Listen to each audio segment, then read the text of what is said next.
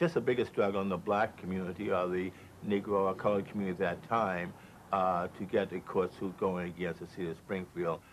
Even our own board, the NAACP, wouldn't exactly want to go along with that. Core people, they saw the NAACP as kind of a slow, cumbersome type vehicle for change, for the change that they thought was more urgent. You are ordered to disperse. Events in the South that fall enhanced the movement's sense of urgency. Selma became a cry for action when a voter rights march was brutally turned back after crossing the bridge out of that Alabama town. This sight, followed by the murder of a white minister in Selma just days later, sent shockwaves through the country. What do you hope to accomplish by this demonstration? This march is essentially a sympathy march. It's simply to demonstrate that we feel that the conditions in Selma, Alabama have gotten completely out of hand. It is surely our conviction that we, as people of Springfield, as clergymen, and as hopefully also lay people, have tremendous responsibility to stand ready to support those who are involved in the heated action. I had a chance to do a lot of things in Selma and see a lot of people and got into an understanding of the movement that I had not really known. You risk death and the oppression and brutality that had been visited upon people, and the overwhelmingly forces of the police. I mean, you knew that you were in a police state in Alabama. Dozens of people from Springfield joined those making the trip south to take part in seeing the demonstration through. Our going is just one more identification with this effort of civil rights.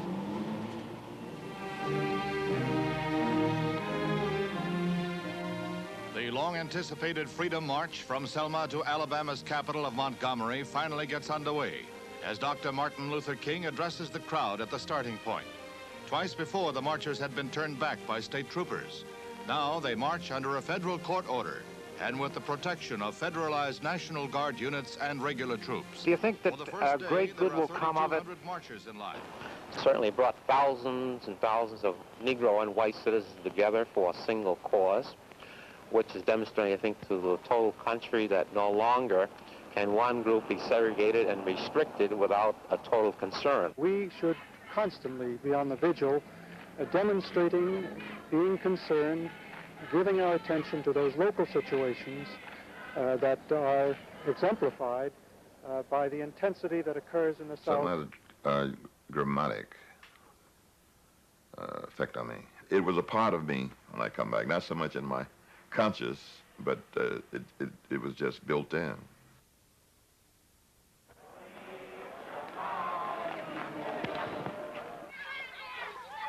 During the summer of 1965, record heat buffeted the city, intensifying a 4-year drought. A low reservoir and strained power grid forced limits on water use and air conditioning. On July 16th, the president was asked to declare the entire Northeast a disaster area, but temperatures were only beginning to rise in Springfield. A source close to civil rights leaders told Channel 40 the Octagon incident developed after police ordered a man living near the lounge to move his car, which was blocking his own driveway. The Octagon Lounge was called in as a large disturbance, and there were uniformed officers were the first responders, but I went there because it seemed to be serious. They were sending as many cars as they could get there, so I responded. We wanted to go by the Octagon Lounge and get a drink before the club closed. When we got there was all kinds of chaos going on there. When I got there, I found that I was the only superior officer there. The superior officer would have to take charge of these situations, which I did.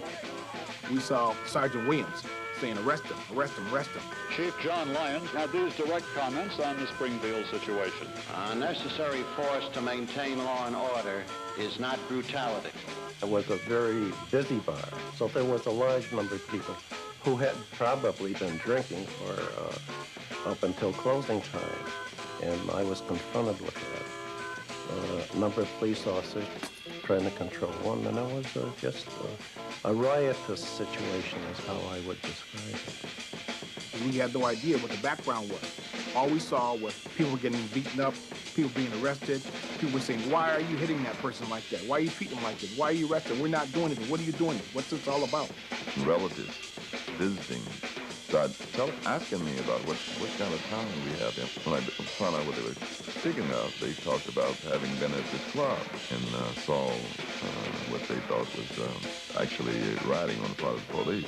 Like a lot of crowded situations, there are people that are just observers, there's people that are very active, and they had some people that were very active and very vociferous and stirring up the crowd.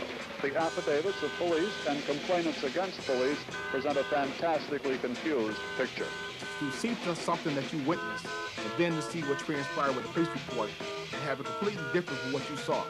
You wonder, was I really there? I didn't see any overt acts of brutality. In fact, that's one of my functions being there, to control the police as well as the others. And I just wouldn't allow it. We have a sworn duty to enforce the law impartially and equally. This we have done, and this we will continue to do. News of misconduct by some of the over 30 white cops responding Friday night spread rapidly through black neighborhoods. Everyone was talking about it. We had an urgent kind of a gathering of core people and others who were interested in attempting to at least address the grievances that people had. Word went out of a public meeting at the Dunbar Community Center. Hundreds gathered and community leaders molded anger into a plan of action, including letters to the Attorney General and a list of demands for the city. The list of demands they were going to send to the mayor at City Hall. I suggested we take them to the mayor and leave that night, which was Sunday night, and be waiting for the mayor when he came to work Monday morning. Protesters greeted the mayor as he returned from out of town.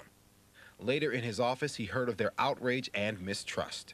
If what they say is true, it means that some police officers have seriously violated the rights of some citizens of this community, and obviously we can't tolerate that.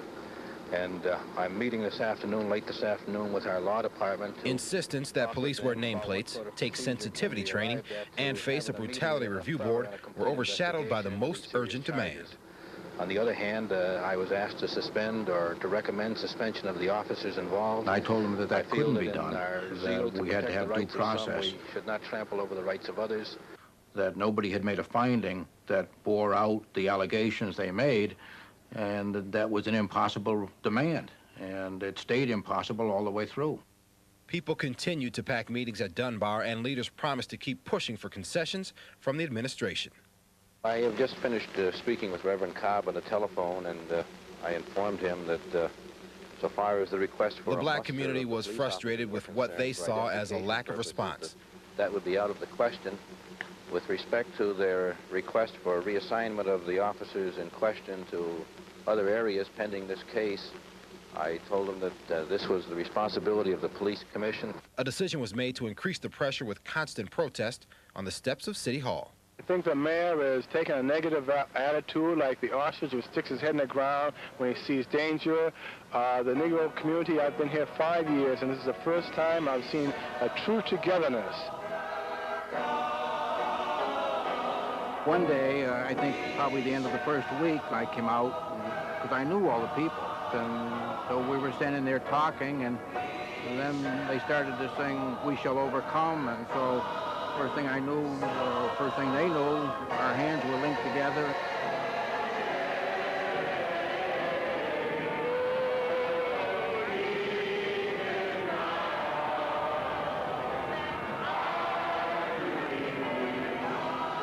I guess I was the subject of the protest, but I was up there singing "We Shall Overcome" along with them.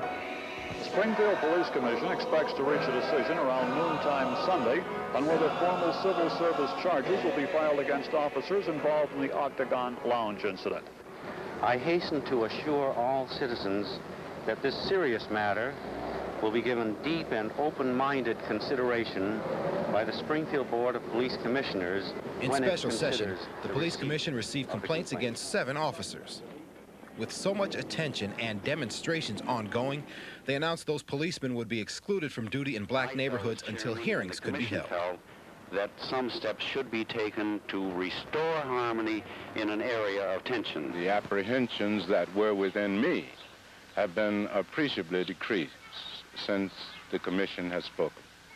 Reverend Cobb and Corps Oscar Bright held up this concession as progress, and despite some dissent, called off the protests. City officials? I think the right attitude is now beginning to make itself manifest. I thought that up until this morning's meeting that there was an unnecessary hesitancy in dealing with this problem. But that respite wouldn't last long. Hearings were delayed until after those arrested at the Octagon could be tried. And soon there were reports that police accused of brutality were appearing in black areas. I was told not to respond to calls within the, well, the Hill area particularly, in black neighborhoods. And I adhered to that, unless something happened that I thought I should respond to, a serious crime, and I went, because that was my job. The agreement, the compromise promises are broken on the part of the city. So we decided to go back to the steps and wait until the demands were reached. Our question today, do you think demonstrations help the cause of civil rights? I do in some parts of the country, not locally. I want to tell you people about the other night. I think it makes people more aware. A couple of cops got happy and started into fight. Don't get you nowhere. Which side are you on, boys? Which side are you on? You're bringing out your feelings toward what you think is right. Which side are you on, boys? Which side are you on? We only kind of do what we think is right. I want to tell you people just how it all began. You know that Sergeant Williams? He is an evil man. Which side are you on, boys? People were adamant and committed to staying there, coming down from work and staying all night. They say that we threw bottles. They say that we threw rocks. But not one cop was injured, and we're much better shots. The crowd was growing each night. Even during the day, the crowd was getting larger. Which side are you on? At certain points, demonstrations have their very important impact, and I think express the views of a minority and getting to the majority. But I think, on the other hand, sometimes continued demonstrations offend the majority party and definitely then hurt the minority party's viewpoint. Opposition was being built up among the politicians, so we thought we would interfere with commerce. And so we got involved in picketing Main Street during the nights that shoppers would come downtown. On Thursday, the third night of the vigil, a crowd of hecklers gathered on the far side of the street and were razzing the vigilers up on the steps. And Ben Swan then sent some of the protesters over to march right in the faces of the hecklers. We did that to let them know that we were not being intimidated by their actions.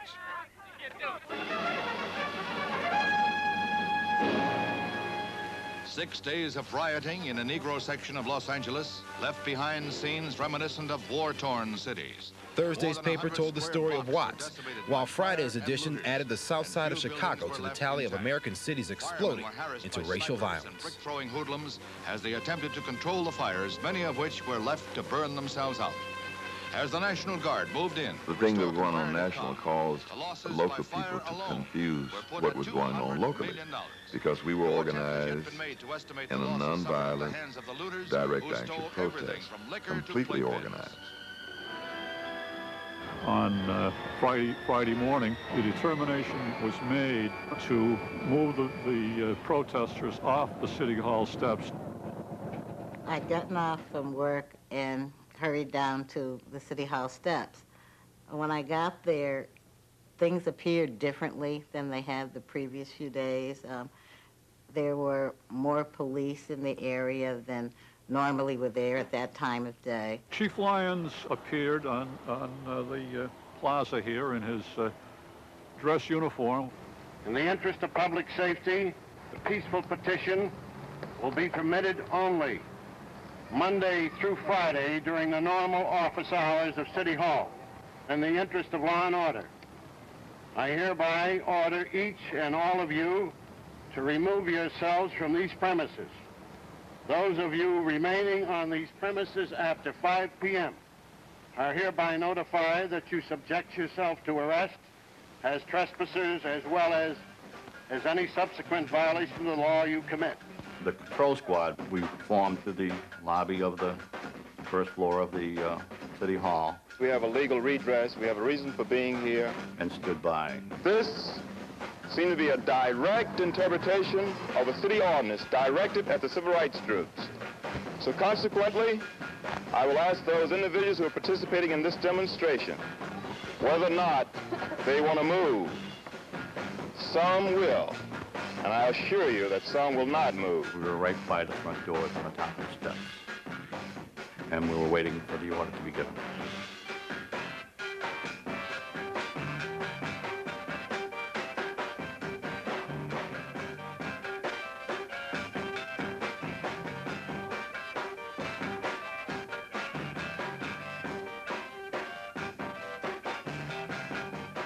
I was dragged down a portion of those stairs from where I was sitting,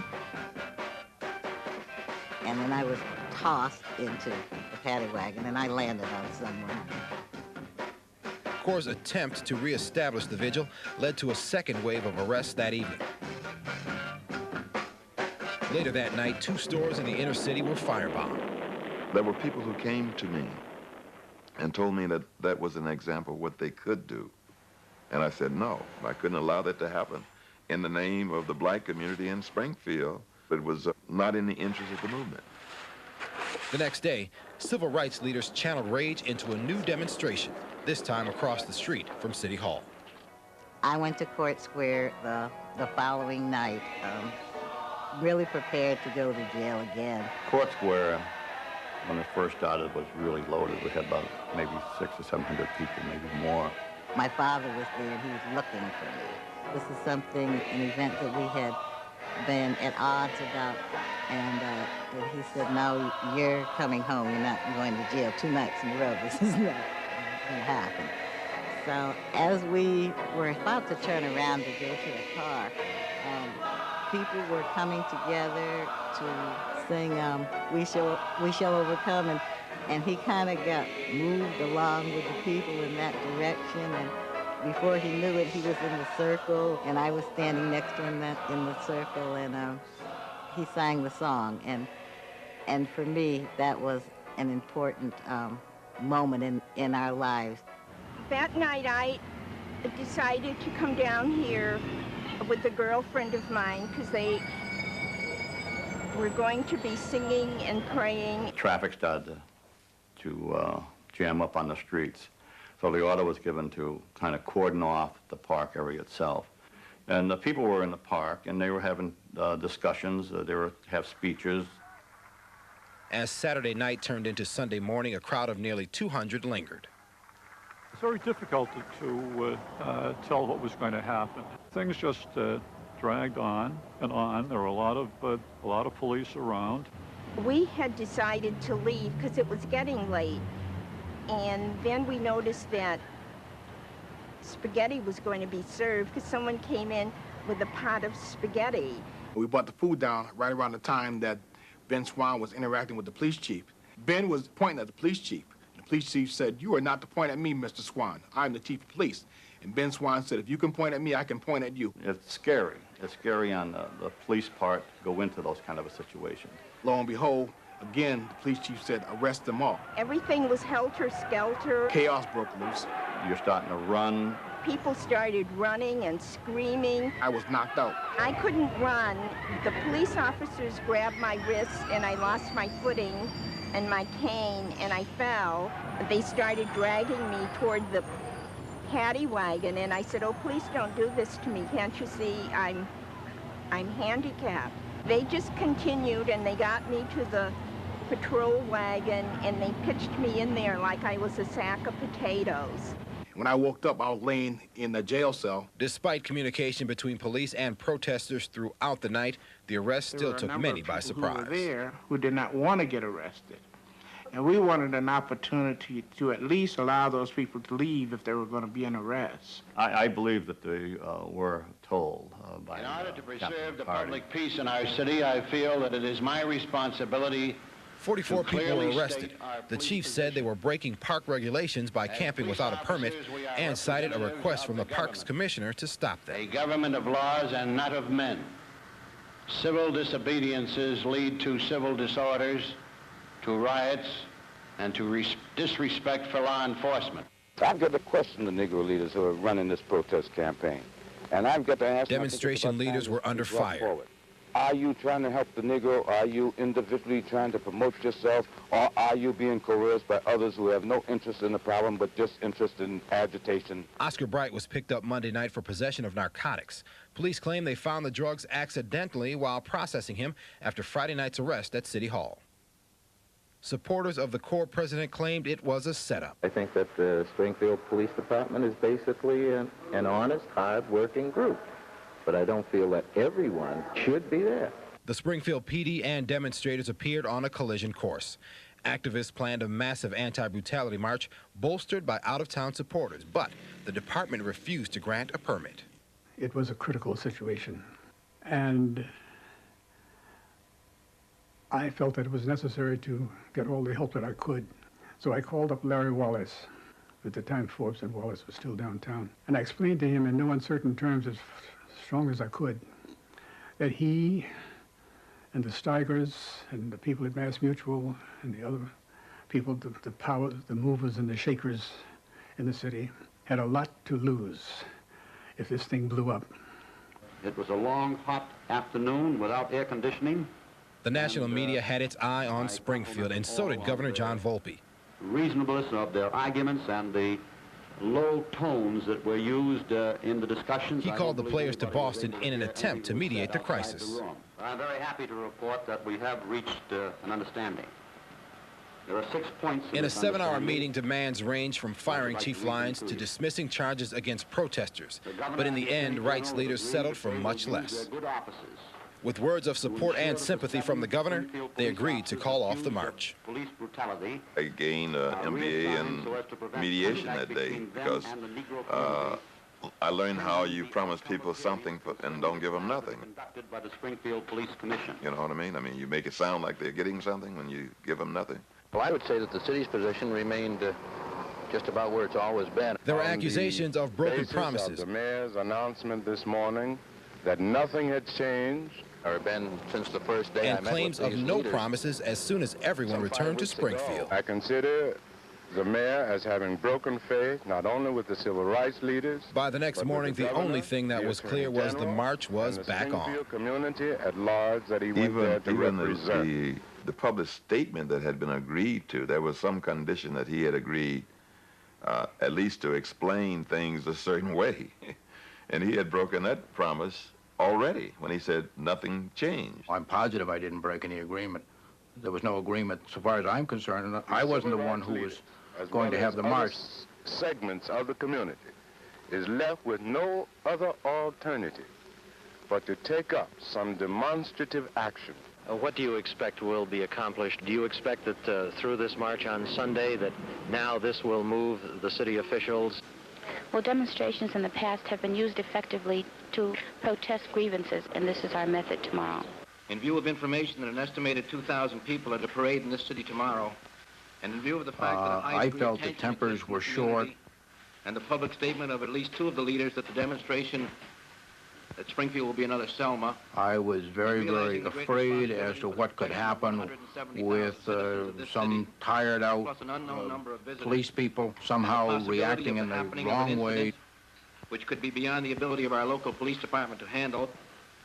I hereby request that you issue appropriate orders. So I asked the governor to send in the National Guard. I looked upon the National Guard as citizens primarily and soldiers secondarily. Here in Springfield at 11 a.m. on Sunday, August 22, 1965. I did not want the police, for whatever reason, on the front line during that march. It was clear that the picketing we had had for 5 or 6 weeks in Springfield, that it was reaching this crescendo or this climax. I think that all of us, the Negro and the white, have to approach this thing with honest, open minds and hearts and work it out in good faith with goodwill. We got a call from Bill Putnam at Channel 22 and invited us to come over. We were under the impression that we were going over to give him our views and be able to explain in general on television how we felt about it and why we were marching and all. However, when we got there, there was Bill, his mother, and Paul Mason.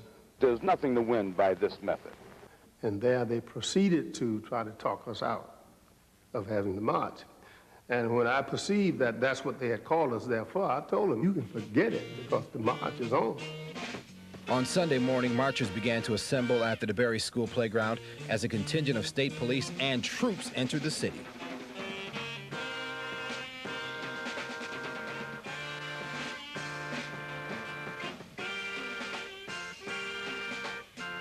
There was a meeting with all the participants, which would be the commander of the state police, the chief, his deputies, and the Colonel Hurley from the National Guard.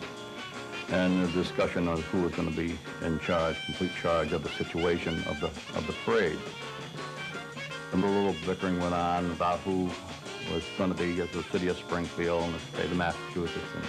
And it ended up that the colonel let it be known that this was his operation, and that's how it became. They had guns, they were in full military dress and the jeeps, and the whole aura around them was intimidation. 800 people headed down State Street, carrying signs past soldiers with fixed bayonets. We never say that we plan to make any one person change his mind. We only know that we in America have learned peaceful protest. At the march, I took my two daughters down because I thought they should see it. It was really something rather interesting in the history of Springfield, so I went down, and we did see the parade. And one of the persons that I saw in the parade, of course, was Juanita Griffin.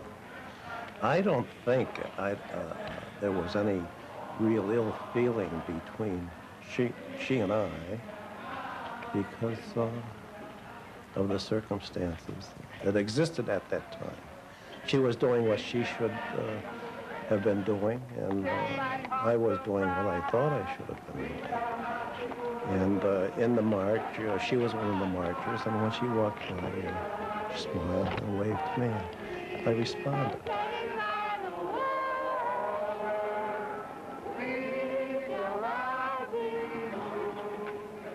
More than 2,000 were waiting downtown as the procession made its way into Court Square.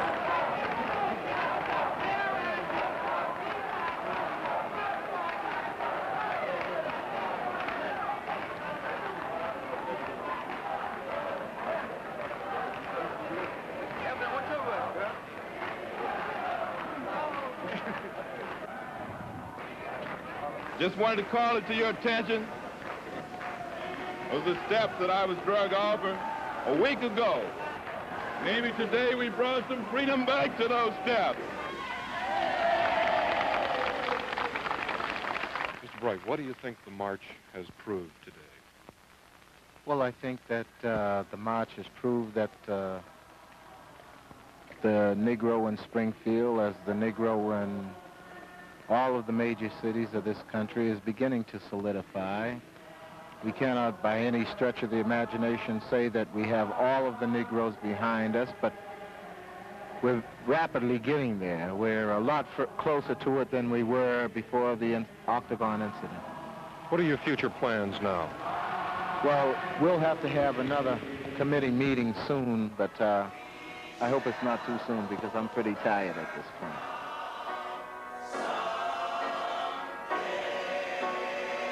From this, I feel will come other things in the future when we are planning for demonstrations in regard to the school situation here. There was a lot of turmoil in Springfield at the time. However, I do believe that there was a positive in this, and that was that I think it focused basically on some of the problems that did exist in some of the schools where we had where the majority were, in fact, minorities. I was at a house party one evening, and a little girl was tugging at her mother's dress. And the mother I told her, not now, dear, just wait a while. And in a few minutes, we heard a loud scream. And of course, everybody stopped talking, wondering what happened. And through her tears, she said, "Nobody's listening to me. Nobody's listening to me." The preceding program was funded by a grant from the Springfield Cable Endowment. The only way that she could get attention was by screaming.